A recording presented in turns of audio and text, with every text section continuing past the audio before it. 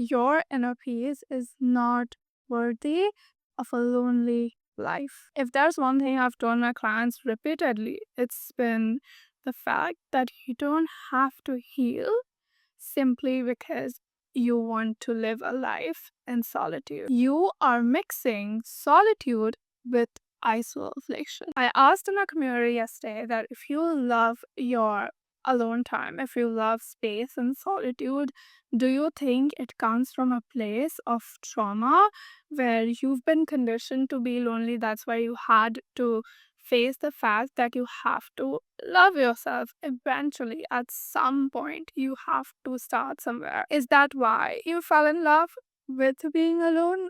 Or is it really that you love being alone? I am Lanaisha, and welcome to the Becoming Revolutionary movement, where I help women get in touch with their most primal state and help them become the most unapologetic, unstoppable, and unfuckable versions of themselves. And we have just started a community which, within a period of 90 days, within just 3 months, we have grown from 0 to 550 members in our WhatsApp group. This is what happens when women come together, and this is what happens when women realize we need a community. We need others. We need the love that we give others. We need to be in spaces where we can grow together. That prompted me the question,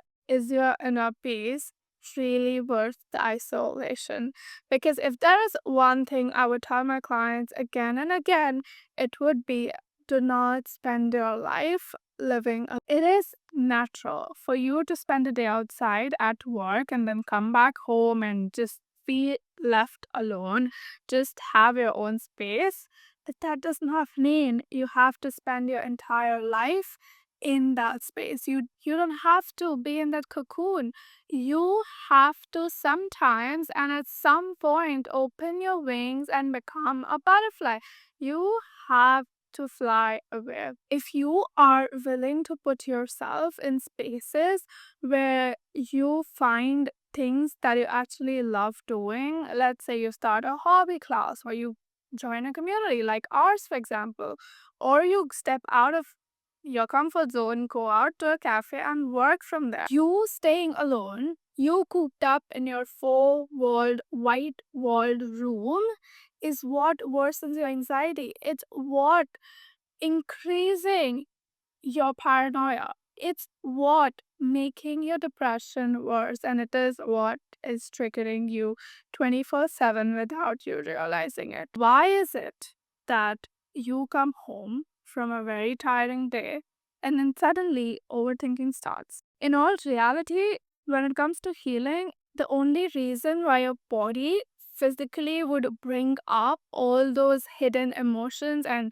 the hidden memories that it does not, it's because it's in a safe space. So imagine your home is your safe space, and now suddenly you are always at home. So it's a space where you've felt all the emotion. It's a space where you triggered. It's a space where you have cried. It's a space where you constantly bring up negative emotions.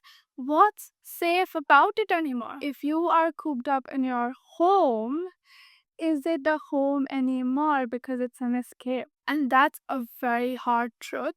I had to teach myself at 18 that could and that had the life changing power to take me out of my chronic depression, which I was in since I was 13. What gave me the power was realizing that these walls, these white walled culture, is what's ruining me from inside. This home that's supposed to be a safe place is not safe because I'm always here.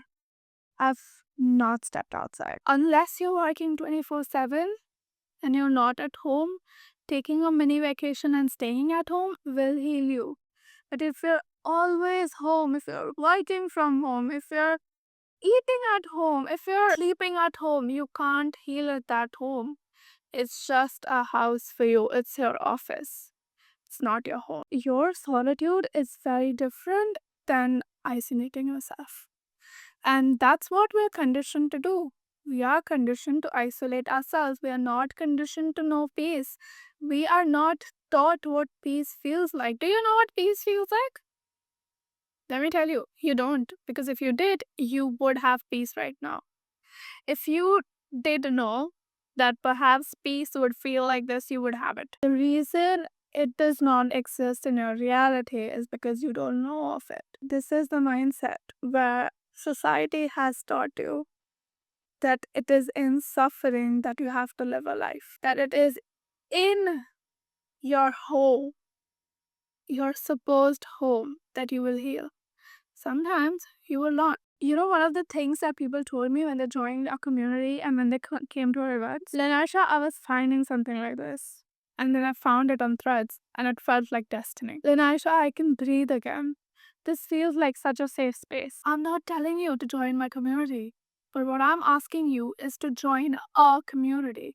It could be a book community, it could be a pen pal community, it could be a movie community, it could be a hobbies, a pottery community, it could be a finance community, it could be anything, but it has to be something that is not your work, something that is not your home, something that you don't get paid for. You tell me that I don't know what I love, I don't know what my hobbies are. Who cares? How does it matter? That's the best thing, right? How beautiful is it that you get to know now? You get to experience it now. That you get to put yourself in the shoes where you experience 10 things and you have the light bulb go off in your head and you say, oh my god, I found it. This is it. I just saw it in Heaven 11 while I was recording. So you need to step out. Go touch some grass. Go sit in the sunlight. Today is a full moon. Go and sit with the moon. You just have to step out. Maybe step out on the balcony. And the next day, maybe step further ahead. Step out a little. Go on your building terrace, probably. Go to the park around you. Go to the beach around you.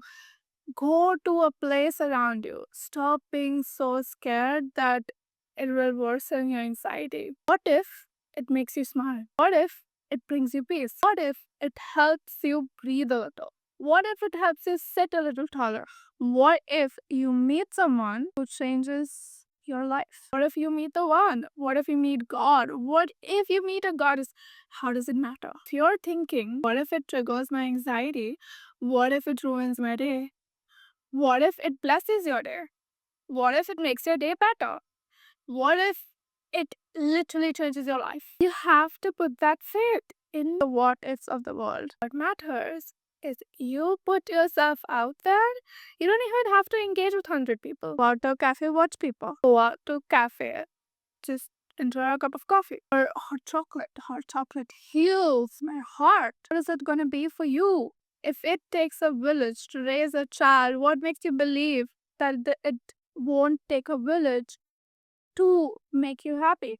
What makes you think that it won't take a village for you to raise yourself from a child to an adult, from an adult to a I can't even speak, functioning adult? What if it all works out? What if you meet your best friend? What if you find your soulmate? What if you sit at home and your anxiety worsens? All you have to do is try. All you have to do is be yourself. And if you don't know who it is, if you don't know who you are, what a blessing! Because now you get to figure it out. Now you get to find yourself. Now you get to put the pieces of your puzzle. Now you get to paint the picture of your life. How beautiful is that? And how life changing would that be if you just step out? Well, there are fireworks going out. So, what if it changes your life? This is it for me. I'm Lonasha, signing off. May your forge burn bright.